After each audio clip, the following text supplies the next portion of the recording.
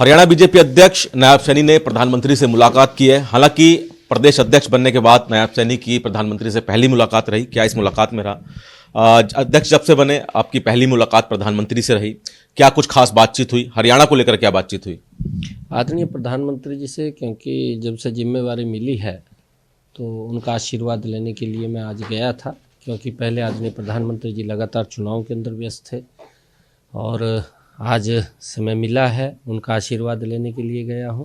मैंने बधाई भी दी है आदरणीय प्रधानमंत्री जी को, क्योंकि ये नरेंद्र मोदी जी की ही नीतियों का परिणाम है।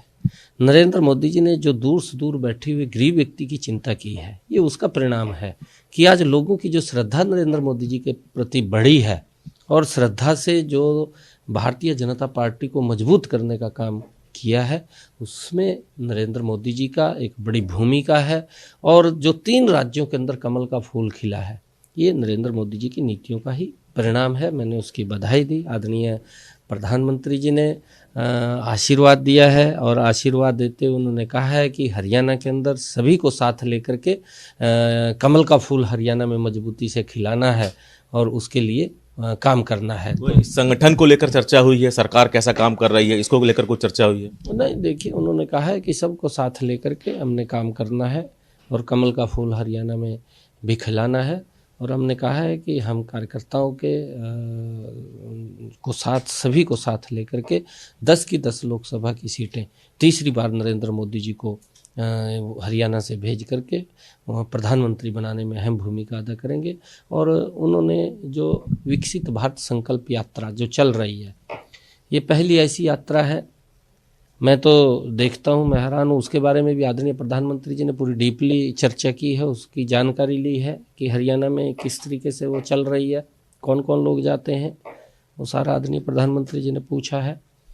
और आदरणीय प्रधानमंत्री जी ने जो ये यात्रा चलाई है, ये पहला ऐसा मुझे लग रहा है, क्योंकि पूर्व की सरकारें, कांग्रेस की सरकारें वोट तो ले लेती थी, परंतु गरीब व्यक्ति के लिए कुछ नहीं करती थी। गरीबी हटाओ का नारा आ जाता था, वोट लेकर के सरकार दिखाई नहीं देती थी गरीब व्यक्ति को, ऐसी स्थिति थी।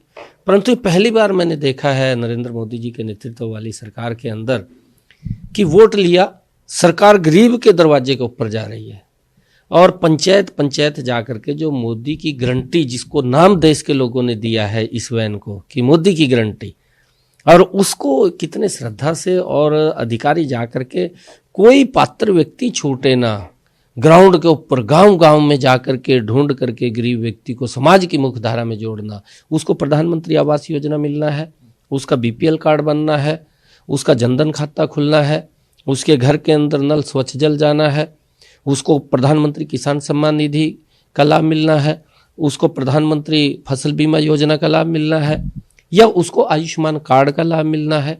ऐसी विभिन्न प्रकार की जो आदरणीय प्रधानमंत्री जी ने योजनाएं चलाई हैं कि उन योजनाओं के साथ कोई पात्र व्यक्ति छूटना नहीं चाहिए, उसको सरकार की योजना के साथ जोड़ना चाहिए। ये विकसित भारत संकल्प यात्रा का उद्देश्य है और उसको बारे में आदरणीय प्रधानमंत्री जी ने जानकारी ली है।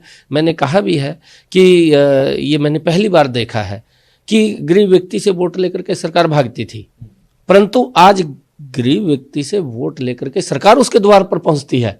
ये अंतर कांग्रेस की सरकार में और भारतीय जनता पार्टी नरेंद्र मोदी की सरकार के अंदर है। ये गजब की जो आदरणीय प्रधानमंत्री जी ने मोदी की गारंटी, जो ये वैन भेजी है, जिसको लोग बोलते हैं, उसके अंदर हर व्यक्ति की के साथ उसको सरकार की योजनाओं के साथ जोड़ना, इसका मेन उद्देश्य है। आदरणीय प्रधानमंत्री जी ने उनका आशीर्वाद मिला है और मजबूती से सब कार्यकर्ताओं को लेकर के चल रही है हरियाणा में कि हरियाणा बीजेपी के नए कप्तान यानी कि नए अध्यक्ष आए हैं, तो उसमें कुछ बदलाव देखने को मिल सकता है संगठन रूप से। क्या ऐसा कुछ है कि संगठन में कुछ बदलाव की तैयारी हरियाणा में? नहीं, देखिए, क्योंकि ये टीम वर्क है और टीम वर्क के अंदर हमारा कोई कार्यकर्ता ऐसा नहीं है, सब कार्यकर्ता मजबूती से काम में लगे हुए हैं, काम कर रहे हैं। हाँ, पद किसी को कहीं एडजस्टमेंट होती है और एडजस्टमेंट करके सब मजबूती से एक विचार के ऊपर चलते हैं और उसको लेकर के पार्टी आगे बढ़ रही है। और आदरणीय प्रधानमंत्री जी ने इसी बात को लेकर के कहा कि सबको साथ लेकर के हमने आगे बढ़ना है। 2024 के अंदर हम 10 की 10 लोकसभा की सीटें कमल के फूल खिला करके नरेंद्र मोदी जी के पास भेजने का काम करेंगे। और मुझे अच्छा लगा है कि आदरणीय प्रधानमंत्री जी ने आशीर्वाद दिया है, बहुत अच्छा लगा है।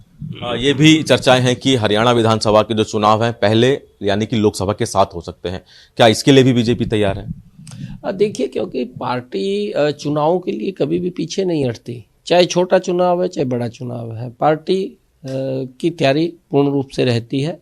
ये चुनाव आयोग का विषय है, चुनाव आयोग जैसा दिशा निर्देश करेगा तो पार्टी उस दिशा में काम करेगी। परंतु हमारे सामने लोकसभा है, 2024 की लोकसभा आ गई है, और लोकसभा के अंदर क्योंकि जितनी योजनाएं नरेंद्र मोदी जी ने चलाई हैं, लोग श्रद्धा से आदरणीय प्रधानमंत्री जी की ओर देखते हैं, श्रद्धा से उनकी योजनाओं को वो फॉलोअप करते हैं, और उसी का ही परिणाम है कि 3 स्टेट के अंदर अगर आप लोग देखेंगे कितने भारी मैंडेट से भारतीय जनता पार्टी कमल का फूल खिला है। मैंने बधाई भी दी है, ये नरेंद्र मोदी जी की नीतियों का परिणाम है। तो प्रदेश अध्यक्ष नायब सैनी ने प्रधानमंत्री से मुलाकात की है, प्रधानमंत्री का आभार जताया है जिस तरह से 3 राज्यों में जीत हुई है। साथ ही साथ हरियाणा में संगठन में अभी चूंकि सबको एडजस्ट करने की बात नायब सैनी की तरफ से की गई है, और साथ ही साथ इनका यह भी कहना है कि बीजेपी हमेशा चुनाव के लिए तैयार रहती है। कैमरामैन राजेश त्रिपाठी के साथ दिल्ली से सूर्य समाचार के लिए विनय सिंह।